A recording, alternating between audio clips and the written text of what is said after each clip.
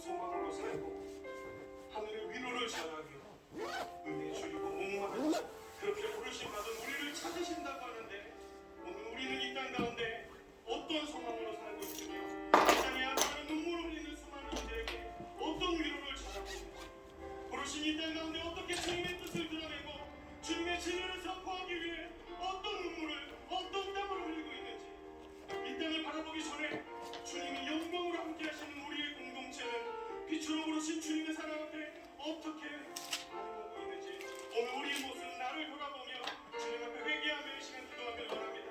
우리 함께 기도합시다.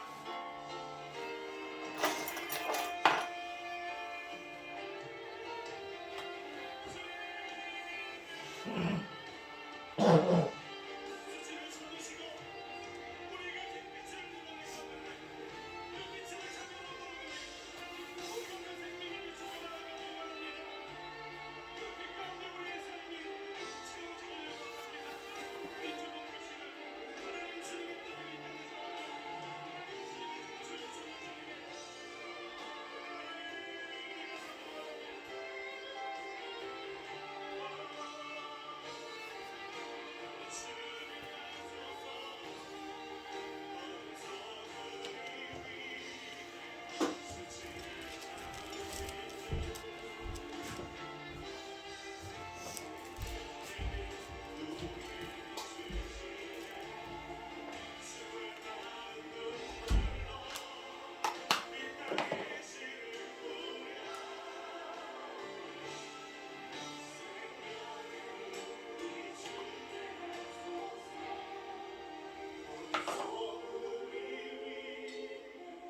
수치를 참으시고 생명의 우리 비추시네 주의 마음 눈물로 이 땅의 씨를 뿌려 생명의 빛 비추게 하소서.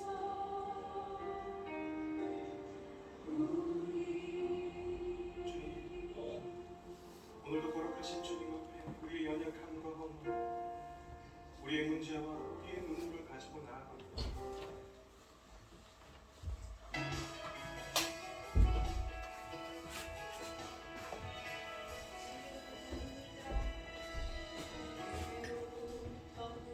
문을 들어 주를 보기 시작할 때 주의 일을 보겠네. 내 잔망 돌이키며 하늘에 꿈꾸게 하네. 주님을 볼 때 내게 한번 더 눈을 들어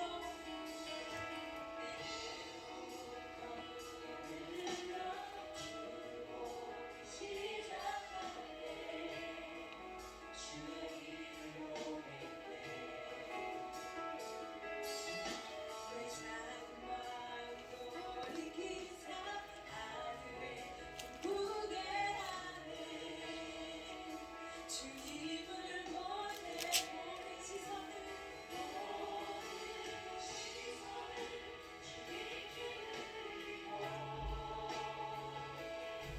살아계신 하나님을 느낄 때 내 삶은 주의 역사가 되고 하나님이 일하기 시작하네.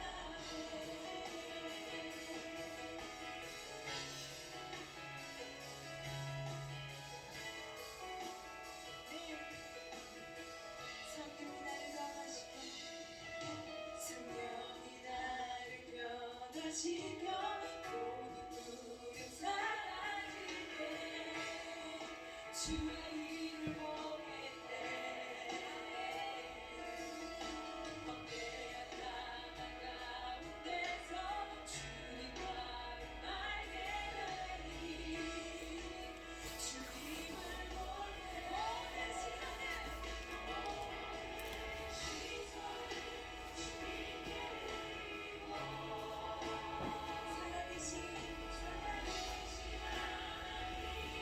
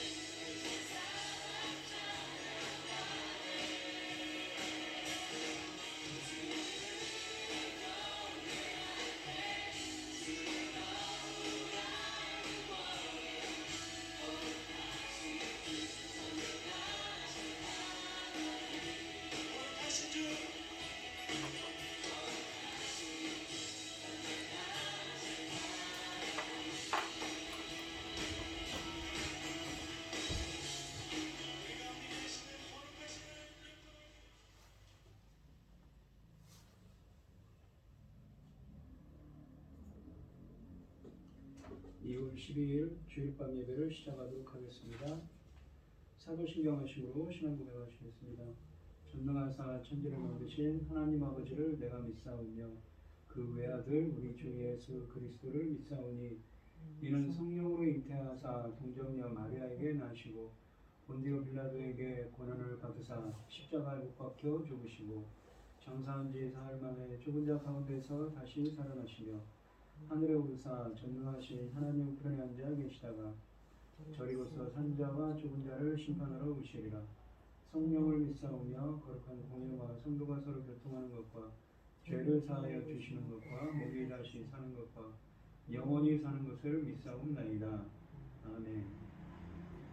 찬송가 220장입니다. 찬송가 220장 하시고 고현희 집사님 기도해 주시겠습니다. 사랑하는 주님 앞에 형제자매 한자리에 크신 은혜 생각하며 즐거운 찬송 부르네.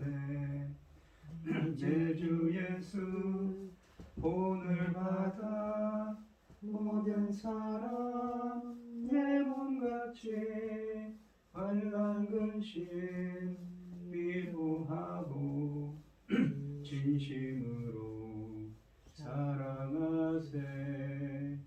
사랑하는 주님 앞에 온갖 충성 다 바쳐서 괴로우나 즐거우나 주님만 힘써 섬기네.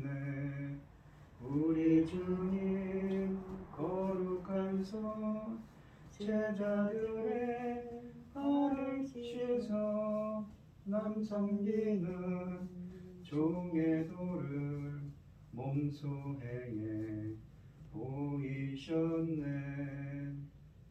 사랑하는 주님 예수 같은 주로 섬기나니 함께 받아 한 몸 이룬 형제여 친구들이여 한 몸같이 친밀하고 마음으로 하나 되어 우리 주님 크신 뜻을 지성으로 준행하세.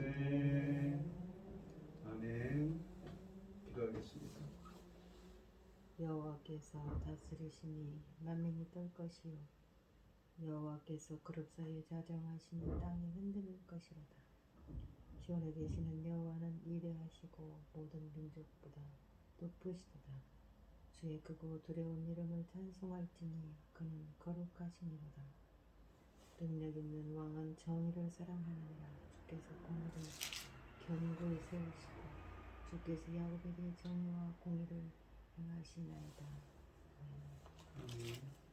주님의 귀한 말씀은 내 발의 빛이요 목마른 사막길에서 샘물 같도다. 굶주린 나의 영혼을 만나로 먹이시고 내 갈 길 밝게 비추니 그 말씀 귀하다. 하늘의 깊은 지혜를 깨닫게 하시고 주 말씀 밝게 알도록 늘 도와주소서. 천지 만물을 지으신 전능하신 하나님 아버지, 어리석고 보잘것없는 저희를 자녀 삼으시고 아버지 사랑 가운데 살아가게 하신 걸 감사드립니다. 아버지 사랑 가운데 살아가는 것이 얼마나 귀한지 날이 갈수록 더욱 깊이 감사드립니다. 요란한 세상 가운데에서도 아버지 하나님 이 시간 하나님께 예배드릴 수 있도록 인도하셨으니 참으로 감사드립니다. 아버지 우리가 열심히 여기까지 달려온 지금은 아버지 하나님 많은 주님 오시고 많은 세월이 지나 아버지 하나님 지금 열매를 거둘 때 복음을 열심히 전해서 지금은 열매 거둘 때에 들어오고 있습니다. 이 중대한 열매 주님이 십자가에 죽으시고 맺혀지는 이 열매들을 아버지 하나님 기뻐하시는 대로 잘 맺힐 수 있도록 아버지 이끌어 주시고 인도하여 주시어서 하나님 보시기에 좋았더라. 하나님 보시기에 심히 좋았더라. 아버지 열매들이 넉넉히 나올 수 있도록 도와주시옵소서. 아버지 하나님, 지금 세상은 얼마나 요란스럽습니까? 전쟁을 오질 않나, 지진에. 아버지 하나님, 이 나라 저 나라 아버지 편안한 나라가 없습니다. 그럼에도 불구하고 아버지 하나님, 당신께서는 이 열매 거둘 때를 위하여 당신의 사랑하는 종 아버지 열매 거둘 말씀을 준비시켜 단에 세우셨으니 아버지 하나님 너무너무 감사드립니다. 아멘. 아버지 하나님, 이 귀한 말씀으로 말미암아 아버지께서 기뻐 받으실, 우리 하나님께서 심히 기뻐 받으실 열매들이 넉넉히 나올 수 있도록 도와주시옵소서. 아멘. 저희는 어리석어서 아버지 앞뒤 분간도 못하지 않습니까? 연약하여서 아버지 쓰러지기 일쑤지 않습니까? 그럼에도 불구하고 우리 하나님은 전능하시기 때문에 반드시 저희들에게 맡긴 사명 잘 감당할 수 있도록 넉넉히 도와서 하나님 보시기에 힘이 좋은 열매들을 아버지 잘 드려질 수 있기를 간절히 소원하고, 이 모든 말씀 엉망주역 가운데서 우리를 구원하여 주신 예수 그리스도 이름으로 기도드리옵나이다. 아멘. 오늘 함께 하신 하나님의 말씀은 고린도전서 13장 1절로 13절 말씀입니다. 고린도전서 13장 1절로 13절입니다. 교독을 하겠습니다. 제가 먼저 읽겠습니다. 내가 사람의 방언과 천사의 말을 할지라도 사랑이 없으면 소리나는 구리와 울리는 꽹과리가 되고, 내가 예언하는 능이 있어 모든 비밀과 모든 지식을 알고 또 산을 옮길 만한 믿음이 있을지라도 사랑이 없으면 내가 아무것도 아니요. 내가 내게 있는 모든 것으로 구제하고 또 내 몸을 불사르게 내줄지라도 사랑이 없으면 내게 아무 유익이 없느니라. 사랑은 오래 참고 사랑은 온유하며 시기하지 아니하며 사랑은 자랑하지 아니하며 교만하지 아니하며 불의에 행하지 아니하며 자기의 유익을 구하지 아니하며 성내지 아니하며 악한 것을 생각하지 아니하며 불의를 기뻐하지 아니하며 진리와 함께 기뻐하고 모든 것을 참으며 모든 것을 믿으며 모든 것을 바라며 모든 것을 건디느니라. 사랑은 언제까지 떨어지지 아니하되 예언도 패하고 방언도 그치고 지식도 패하리라.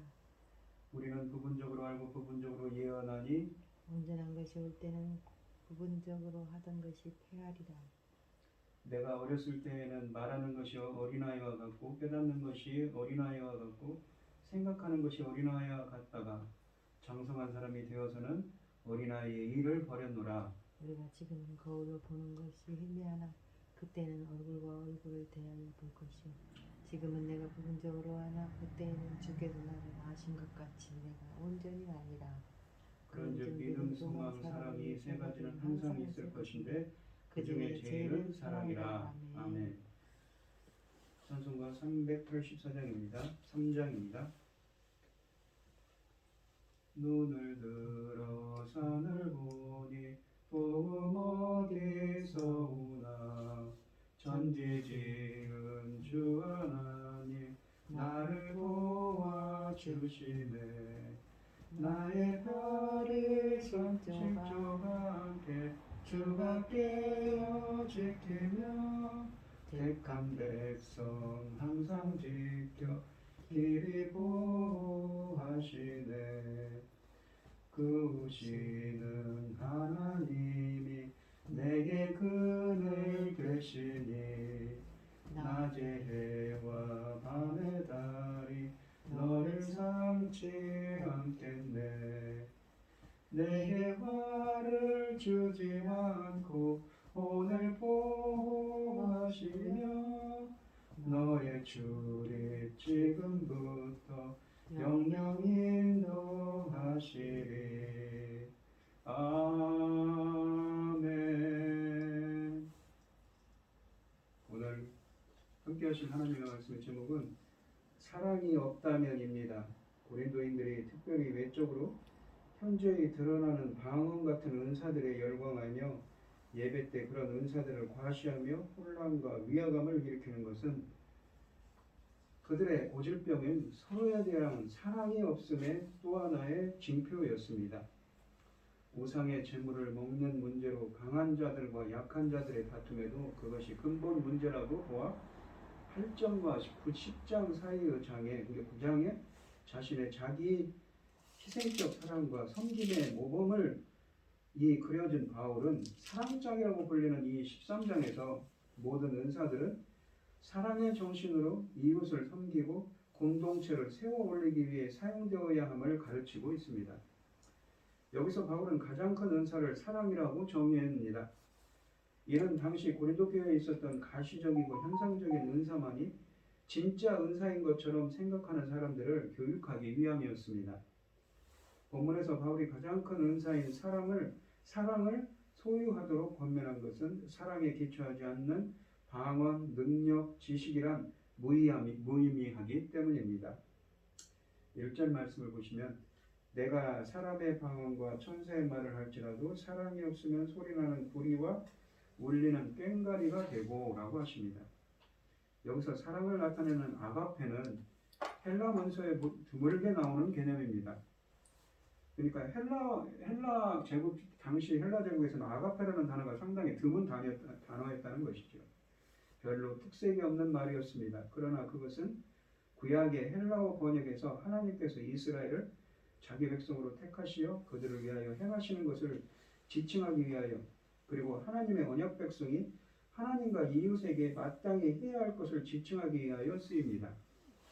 헬라인들에게 중요했던 에로스 같은 언어는 가치의 끌림이란 뜻을 지닌 특색이 매우 강한 단어입니다. 그러니까 에로스라는 것은 남녀 간의 사랑을 뜻하는 말입니다. 어떤 가치를 지닌 대상을 자기 것으로 만들고자 하는 행위가 바로 에로스입니다. 지식을 사랑하는 것, 아름다운 여인을 사랑하는 것, 권력을 사랑하는 것 등으로 자기중심적이고 자기주장적인 사랑의 행위입니다.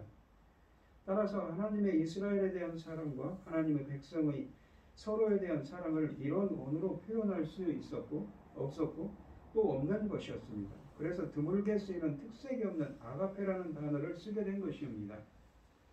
신약은 이 전통을 이어받아 죄인들을 위해 그의 아들 예수 그리스도를 내어주신 하나님의 행위를 이 말로 표현합니다. 아무 보상도 기대하지 않고 무조건적으로 사랑하는 희생적인 사랑인 것입니다. 이것은 신적인 사랑으로서 사람은 오로지 성령의 영감과 도와주심에 힘입어 곧 성령의 열매로 갖게 됩니다. 갈라디아서 5장 22절에 보시면 이 사랑이라는 것도 성령의 9가지 열매 중에 하나로 되어 있죠. 이런 배경에서 아가페는 성경적 용어가 되었고 자기를 내어주는 사랑이란 뜻을 강하게 띠게 된 것입니다. 아가페는 원래 헬라어에서 자기를 내어주는 사랑의 뜻을 지니는 것이 아니었습니다. 성경의 언어 사용에서 그런 뜻으로 형성된 것이었지요. 고린도의 이 강한 자들, 그러니까 스스로 이 성숙하다고 생각하는 자들은 방언들을 천사들의 언어로 생각하였고 이 자기 자신들이 성령을 받아 방언들을 하게 된 것을 하늘의 천사들과 같이 되어 하나님 나라에 특히 하늘의 예배에 이미 참여하고 있는 것으로 생각했습니다. 그러니까 내가 사람의 방언과 천사의 말을 할지라도 마치 천사의 말이 방언을 하는 것을 천사의 말로 생각했다는 것이지요. 그러기에 그 은사를 특별히 중시하고 자랑하였으며 이 예배 때마다 무절제하게 행사하여 혼돈을 일으켰던 것입니다. 소리나는 구리와 울리는 꽹과리는 헬라의 신비적인 종교들에서 광란을 의식해 쓰이는 도구들입니다. 바울이 여기서 이 표현들을 사용하는 것은 고린도의 그리스도인들이 과거 헬라 신비 종교에서의 그들의 체험을 다시 상기시켜서 사랑이 없이 방언들만 해대는 것은 그들의 과거 이방 종교의 예배와 다를 것이 없다고 말하기 위함이었습니다. 2절 말씀을 보시면 내가 예언하는 능력이 있어 모든 비밀과 모든 지식을 알고 또 산을 옮길 만한 모든 믿음이 있을지라도 사랑이 없으면 내가 아무것도 아니오 라고 하십니다. 이 구절에는 세 가지 은사가 언급되어있습니다. 예언과 지식과 믿음의 은사가 그것입니다. 예언하는 능력은 12장 10절에서 이미 설명한 대로 사람으로 하여금 미래의 사건들을 내다보고 성령의 지도 아래 하나님의 메시지를 교회에 전하게 하는 능력을 가리킵니다. 바울은 14장 3절에서 예언하는 자는 사람에게 말하여 덕을 세우며 권면하여 안위하는 것이요 라고 설명하고 있습니다. 그런데 일부 사람들에게는 모든 비밀과 지식은 또 하나의 은사였습니다. 하지만 사랑이 없으면 아무런 소용이 없습니다. 믿음의 은사에 대해서는 12장 9절에 이미 설명되어 있습니다. 이 은사는 사람들이 예수 그리스도를 구주로 믿는 구원의 믿음을 가리키는 말이 아니라 여기서는 문맥적으로 오히려 그 이 믿음의 은사란 구원을 얻는 그리스도에 대한 믿음이 아니라 엄청난 역사를 행하시는 성령의 능력을 남달리 더욱 신뢰하는 것을 가리킵니다. 그러니까 이러한 방언하고 예언하는 그러한 은사들을, 그러한 성령의 능력들을 더 신뢰하는 것을라고 이 문맥적으로 봐야 된다는 것이죠. 여기서 바울은 마가복음 11장 23절과 마태복음 17장 20절에서 말씀하신 예수님의 산을 움직이는 믿음에 대한 말씀을 반영하고 있습니다. 엘리야가 열왕기상 98장에서 받은 믿음이 바로 이런 것입니다. 만약에 어떤 사람이 산을 옮길 만한 모든 믿음을 가지고 있을지라도 사랑이 없으면 그 믿음은 아무것도 아니라는 것입니다. 하나님은 중심에서 우러나오는 사랑과 자비를 요구하시지 희생이나 은사들의 실행을 요구하시지 않는 것입니다. 3절 말씀을 보시면 내가 내게 있는 모든 것으로 부재하고 또 내 몸을 불사르게 내줄지라도 사랑이 없으면 내게 아무 유익이 없느니라 라고 하십니다. 이 구절에서 말하고 있는 사실은 사랑이야말로 희생적으로 자신을 내주고 기꺼이 고난을 감수할 수 있는 마음을 갖게 해준다는 것입니다. 그런데 자기의 이상을 위해서 혹은 자랑하고자 하는 마음에서 자비를 베풀고 자기를 희생할 수도 있습니다. 만약 그런 행위들이 다른 사람들에 대한 사랑에서 우러나온 것이 아니라면 하나님 나라를 위해서는 아무런 가치도 없다고 바울은 말하고 있습니다. 사랑이 없으면 은사는 아무 의유익이 없는 것입니다. 방언과 예언과 지식과 믿음과 구제와 희생도 공동체와 성도의 유익을 위하는 아가페적인 사랑의 마음이 있을 때에 비로소 그 능력을 발휘하는 것입니다. 만일 자기 유익과 자기 자랑을 위해 은사를 과시한다면 그것은 공동체뿐 아니라 자신에게도 무익한 것입니다. 언제나 내 말과 행동의 동기가 상대방에 대한 사랑을 바탕으로 하는지 우리는 돌아보아야겠습니다. 4절 말씀을 보시면 사랑은 오래 참고 사랑은 온유하며 시기하지 아니하며 사랑은 자랑하지 아니하며 교만하지 아니하며 라고 하십니다.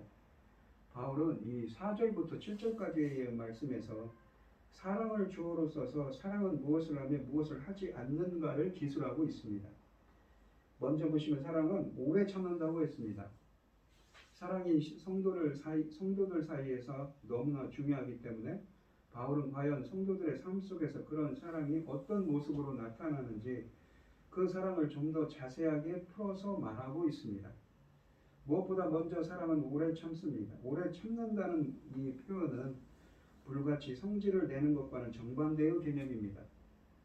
인내, 그러니까 이 말이 때로는 오래 참음, 노하기를 더디하는 것으로 번역되기도 하는 이 인내라는 이 말은 하나님의 속성입니다.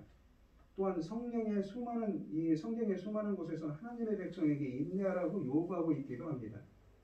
그리고 인내는 성령의 열매라고 갈라디아서 5장 22절에 말씀하시지요.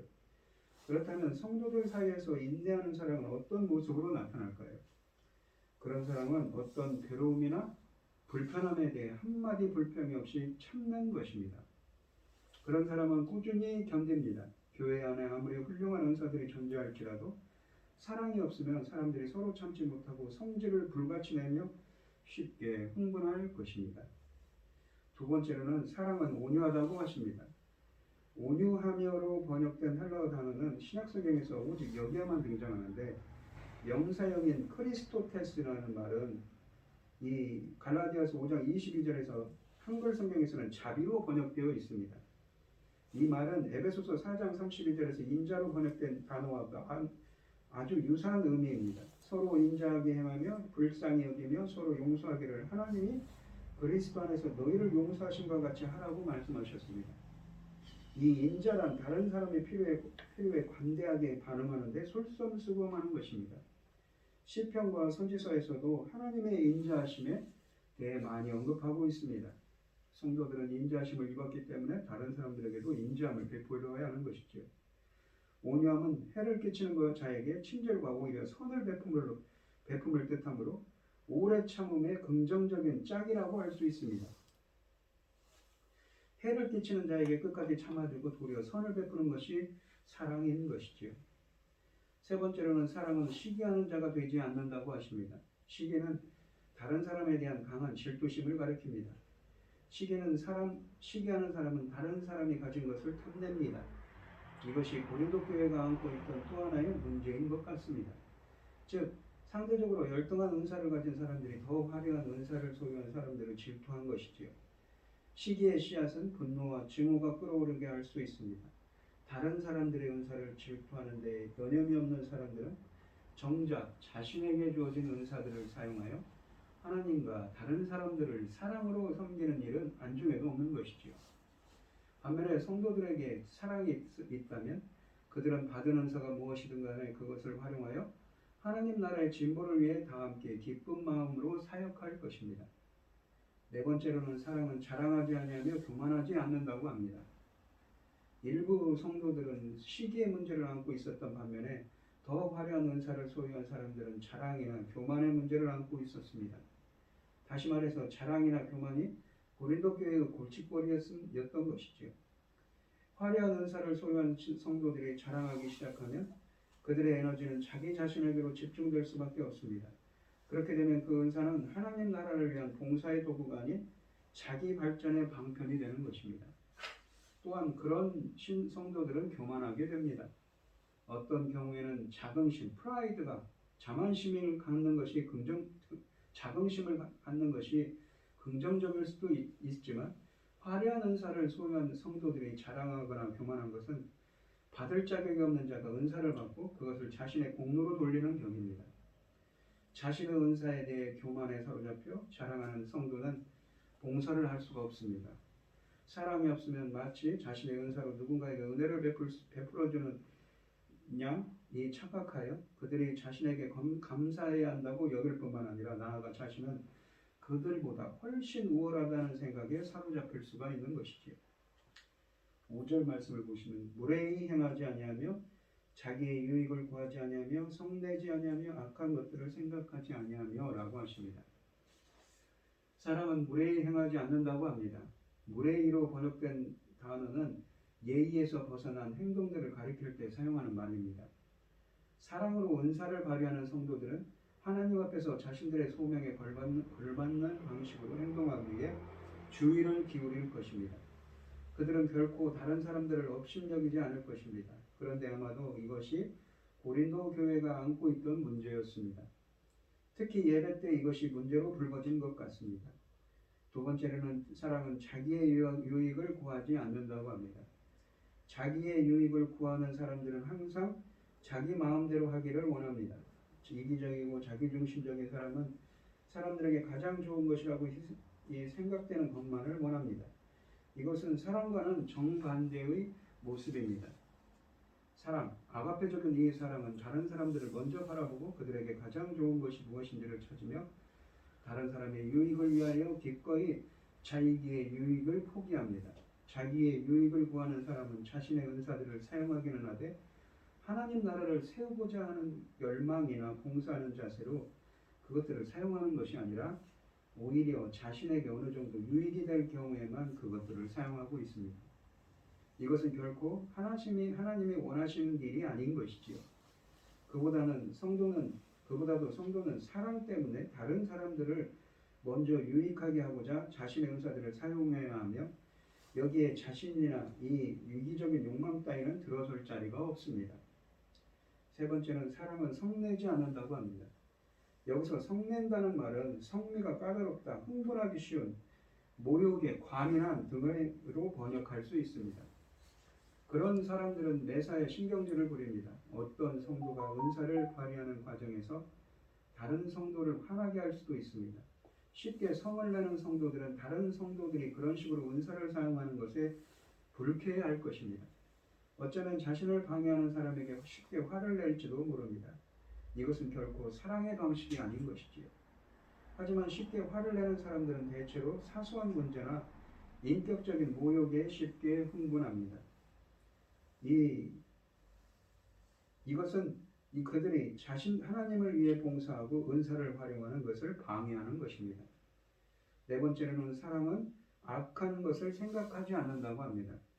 성도들은 쉽게 성내지 않도록 자신을 다스려야 할 뿐만 아니라 악한 것을 생각하지도 말아야 합니다. 그런 사람들은 자신에게 안 좋은 모든 일들을 마치 책에다 하나씩 적어서 결과를 집계하듯이 잊지 않고 기억합니다. 이런 악한 것은 5장에서 묘사된 그런 죄악들처럼 회중 앞에서 처리해야 할 죄가 아닙니다. 오히려 그것은 성도들 사이에서 빚어진 사소한 잘못이나 오해일 뿐인 것입니다. 이런 잘못들과 인격적인 모욕들을 머릿속에 기억해두는 사람들은 다른 성도들에게 원한을 품게 될 것입니다.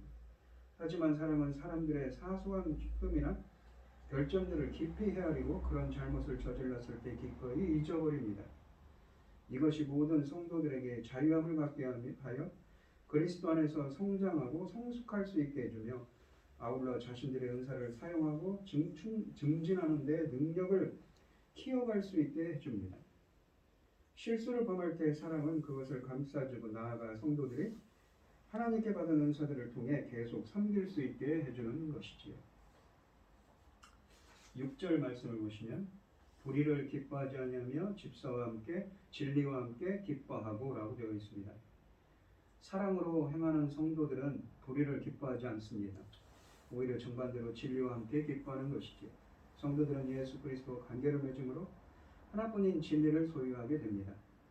사랑을 실천하는 사람들은 불의에 물들지 않은 채 본 모습을 그대로 간직해야 합니다. 그리고 나아가 진리를 항상 추구하며 진리가 승리를 거두기를 간절히 바라며 진리를 보호하고 가능한 한 언제든지 진리를 선포해야 합니다.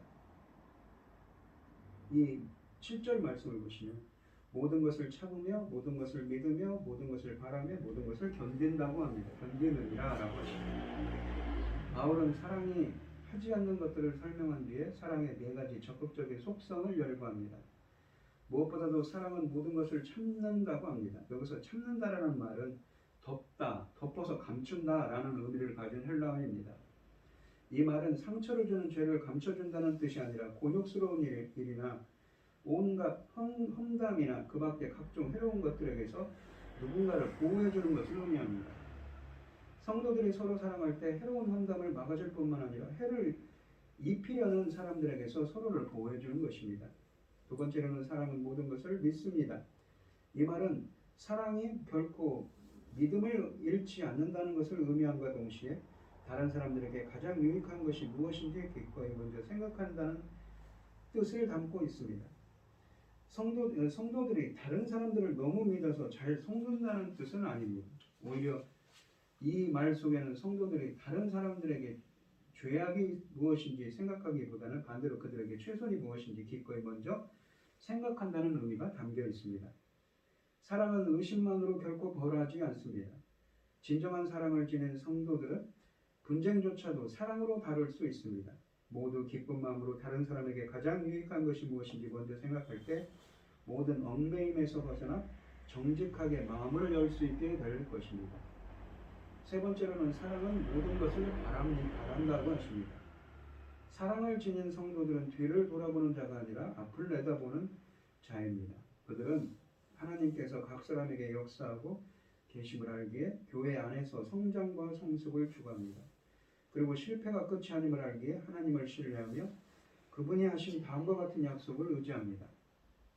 우리가 로마서 8장 28절 말씀처럼 우리가 알거니와 하나님을 사랑하는 자 곧 그 뜻대로 부르심을 입은 자들에게는 모든 것이 협력하여 선을 이룬다는 그러한 소망 가운데 사는 것이지요. 네 번째로는 사랑은 모든 것을 견딘다고 합니다. 사랑을 지닌 성도들은 믿음 안에서 행동하고 믿음 위에 견고히 서 있습니다. 그들은 어떤 난관이 닥쳐도 아랑곳 없이 굳게 서 있는 것입니다. 고난과 고통이 그들의 사랑을 멈추지 못한다는 것이지요. 성도들이 언제 인내해야 하는가요? 그리스도의 몸 안에서 고통에 직면할 때 또 핍박을 당할 때입니다. 그들은 진행되는 상황이 아무리 어려울지라도 잘 버티고 견디게 됩니다. 그들은 실망하더라도 결혼 생활을 지켜나가려고 했으며 온갖 좌절에도 하나님을 계속 신뢰하라고 노력하고 두려움이나 슬픔에도 여전히 하나님을 섬기려고 분투합니다. 성도들이 진정으로 견딜 때 아무것도 그들을 막을 수 없는 것입니다. 8절 말씀을 보시면 사랑은 언제까지나 떨어지지 아니하며 예언도 패하고 방언도 그치고 지식도 패하리라. 모든 영적인 은사들은 마지막에 가면 다 사라질 거라고 하는 것입니다. 그러나 사랑은 언제까지든지 떨어지지 아니할 것입니다. 사랑은 영원할 거라고 합니다. 9절로 10절을 보시면 우리는 부분적으로 알고 부분적으로 예언하나 온전한 것이 올 때는 부분적으로 하던 것이 폐하리라 라고 하십니다. 온전한 것이 오고, 그러니까 지금은 부분적으로만 예언한데 온전한이라는 성화된 삶이죠. 그러니까 이 어떤 신앙, 그 영적인 신앙의 그 성숙의 단계라는 것입니다. 성화된 삶, 그러니까 온전하다, 완전하다, 이 텔레오스란 말은 성화를 뜻하는 말입니다. 이 더 성숙해져야 된다는 것이죠. 그럴 때는 이 부분적으로 하던 것 무엇입니까? 바로 이 예언하던 것이 패한다고 합니다. 그러니까 방언과 예언 같은 그러한 은사들이 나쁜 거라는 아닌 거라는 것이죠. 어떤 과정 속에 있다는 의미를 담고 있습니다. 이 천국을 제외하고는 이 지구상에서 모든 것이 불완전합니다. 사람들이 아무리 많은 것을 알고 있다 할지라도 오직 부분적으로 알고 있을 뿐입니다. 또 아무리 많은 예언을 한다 하더라도 여전히 부분적으로 예언할 뿐입니다. 이 성화된 것, 온전한 것, 완전한 것, 텔레이오스가 도래해야 그렇게 이 온전하게 되었을 때 비로소 모든 것이 성숙하게 되고 완성될 것입니다. 그때는 부분적으로 하던 성령의 모든 은사들이 폐하여질 것입니다. 은사들은 그리스도의 몸을 세울 목적으로 세워진 것이기 때문에 그때가 되면 더는 필요치 않다는 것이지요. 그리스도의 몸이 완성될 것이고 하나님의 나라가 도래할 것이기 때문입니다. 하지만 사랑은 계속될 것입니다. 왜냐하면 사랑은 하나님 자신의 본성이기 때문입니다. 요한일서 4장 8절과 16절을 보면 하나님은 사랑이시라 라고 요한은 말하고 있습니다. 11절 말씀을 보시면 내가 어렸을 때는 말하는 것이 어렸을 때에는 이라는 표현을 쓰는데 신앙의 그 방언하고 예언하는 것이 어렸을 때 하는 거라고 합니다. 그러니까 어떤 신앙의 성숙 단계에 있는 것이죠. 어린아이 같고 깨닫는 것이 어린아이 같고 생각하는 것이 어린아이와 같다가 장성한 사람이 되어서는 아까도 온전하게 되었을 때죠. 그러니까 성화된 삶, 장성한 사람이 되어서는 어린아이의 일을 버렸노라라고 합니다. 현재 오직 부분밖에 알지 못하는 성도들의 영적인 이해력과 모든 것이 분명하게 밝혀질 미래의 하나님 나라에서 성도들이 누릴 삶을 인간의 성장을 비유로 설명합니다. 어린아이는 어린아이처럼 말하고 생각하고 깨닫습니다. 그러나 어린아이가 성장하면 어린아이의 일을 버리고 말이나 생각이나 깨닫는 것이 성숙하게 되는 것이죠. 따라서 지금 성도들도 어린아이처럼 오직 부분적인 것만 알지만 언젠가는 현재의 이해관계를 뛰어넘어서 모든 것을 분명하게 이해하게 되는 날이 올 것입니다. 그래서 부분적인 것을 온전한 것처럼 생각하고 자랑하는 것은 미숙한 어린아이의 모습과 같은 것입니다. 이 모든 은사를 온전하게 하고 영적 미숙함을 성숙함으로 이끄는 것이 바로 사랑인 것이지요. 그러니 사라질 것들을 찾다가 사랑을 놓치는 것만큼 어리석은 일은 없습니다. 그러니까 이 고린도 교회 성도들이 지금 예언과 방언하고 은사, 방언 같은 그런 은사들에 빠져서 은사주의에 빠져 있는 것이죠. 그 열광주의자들이. 근데 사도 바울은 아무리 그러한 일을 하더라도 사랑이 없으면 공동체를 살리는 그러한 예수 그리스도의 십자가에 죽으신 그러한 희생적인 사랑이 없으면 아무것도 아니라는 것이죠. 또한 그러한 것들은 뭐라고 합니까? 어린아이적 것이라 온전하게 되는 어떤 과정에 있다는 것이죠. 12절 말씀을 보시면 우리가 지금은 거울로 보는 것 같이 희미하나 그때는 얼굴과 얼굴을 대하여 볼 것이요 지금은 내가 부분적으로 하나 그때는 주께서 나를 아신 것 같이 내가 온전히 알리라. 그때는 언제입니까? 바로 온전한 것, 장성한 분량, 장성한 사람을 성장할 때죠. 좀 더 확실한 설명을 위해서 성도들이 현재 가진 영적인 이해를 거울로 보는 것처럼 희미한 상태로 비유하고 있습니다. 장차 하나님을 얼굴과 얼굴을 대하여 볼 그때 성도들이 이해하게 될 내용과 비교하면 지금 그들이 보고 있는 내용은 그야말로 희미하기 그지없습니다. 그러나 지금 당장은 부분적으로 알 뿐이지만 그리스도께서 오실 때, 그러니까 이 주님이 재림하실 때 온전히 알게 될 것입니다. 지금 하나님이 각 사람을 온전히 이해하고 계신 것처럼 성도들은 그때가 되면 비로소 온전히 알게 됩니다. 성도들의 지식은 여전히 성장하고 성숙하는 과정 중에 있지만 하나님은 이미 각 사람을 온전히 알고 계십니다. 따라서 고린도 성도들은 자신들의 영적인 은사들을 자랑하지 말고 이런 은사들이 장차 하늘에서 경험하게 될 것에 비하면 아무것도 아니라는 것을 깨달아야 하는 것입니다. 지금은 우리 모두 온전하지 않기에 자신의 짧은 지식을 고수하며 상대방의 의견을 무시하는 태도는 옳지 않은 것입니다. 주님을 부인하고 복음의 진리를 부정하는 거짓 지식을 단호하게 거절하되 나와 다른 의견을 가진 이들과 이들의 말에 늘 귀를 열어두어야겠습니다.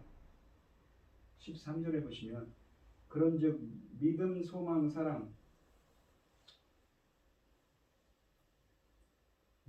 사랑이 세 가지는 항상 있을 것인데 그 중에 제일은 사랑이다 라고 하십니다.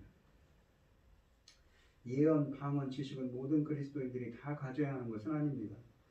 또 그것들은 종말의 완성 때는 폐지될 것입니다. 이에 반해 믿음, 소망, 사랑은 우리가 그리스도인이기 때문에 절대 필요한 것들입니다. 그러기에 바울은 자주 이 세 단어들을 항상 묶어 언급하고 있습니다. 히브리서와 베드로전서에도 이 세 단어들이 함께 나옵니다. 초대교회가 보편적으로 그리스도인들의 신앙적인 본질을 이 세 단어로 종합하여 표현하는 것입니다. 이 세 가지는 표지되지 않고 영원히 존속합니다. 이 셋 중 사랑이 가장 위대한 것이지요. 왜냐하면 그것은 하나님의 본질적인 속성이고 행위로서 인간의 구원을 이루고 인간으로 하여금 믿음과 소망을 갖도록 하는 것이기 때문인 것입니다. 모든 것이 폐지되고 소멸되지만 사랑만큼은 영원하다고 합니다.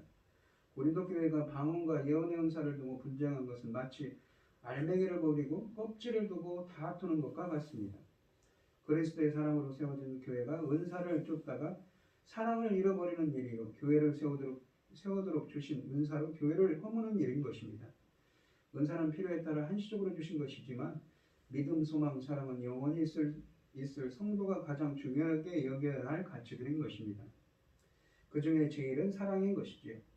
주님이 저희를 대하신 사랑의 태도를 본받아 모든 일에 지체를 사랑으로 대하는 여러분들이 되시기를 바랍니다.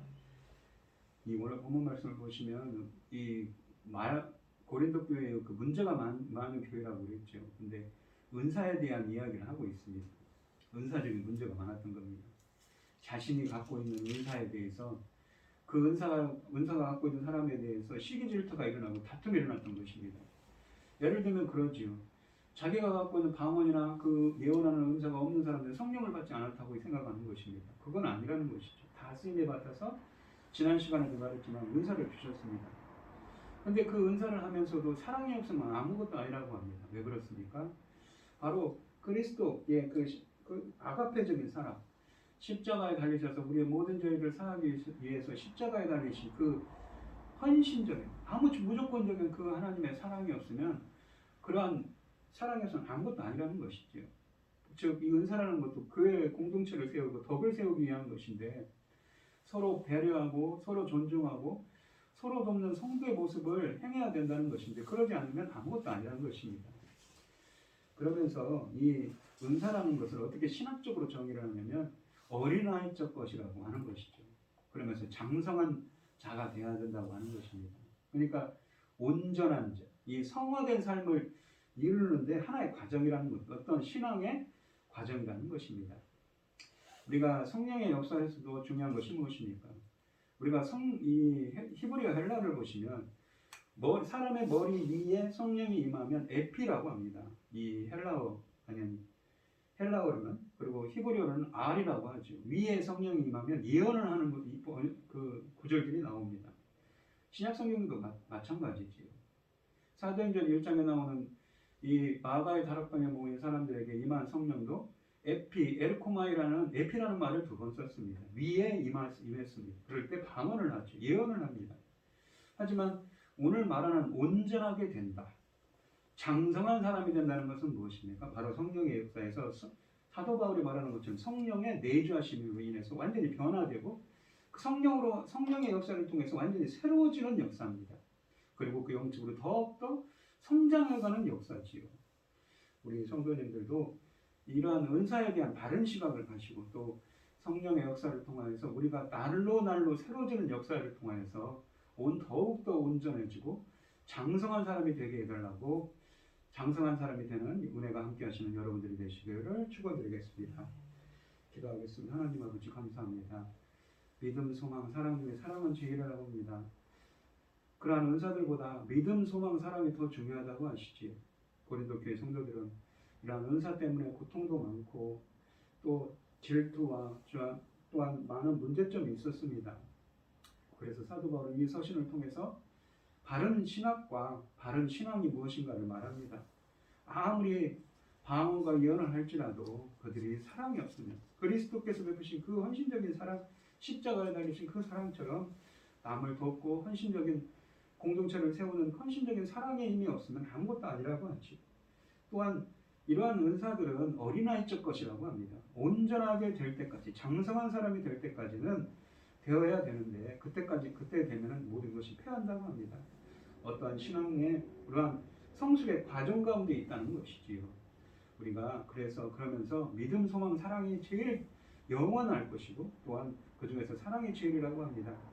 우리가 믿음, 소망, 사랑을 가지는 삶이 되게 하여 주시옵시고 더욱더 온전하게 장성한 사람으로서 성장할 수 있도록 은혜를 베풀어 주시옵소서. 이 모든 말씀 거룩하신 예수 그리스도의 이름으로 기도드리옵나이다. 아멘. 찬송가 397장을 하시고 축도하심으로 오늘 예배를 마치겠습니다.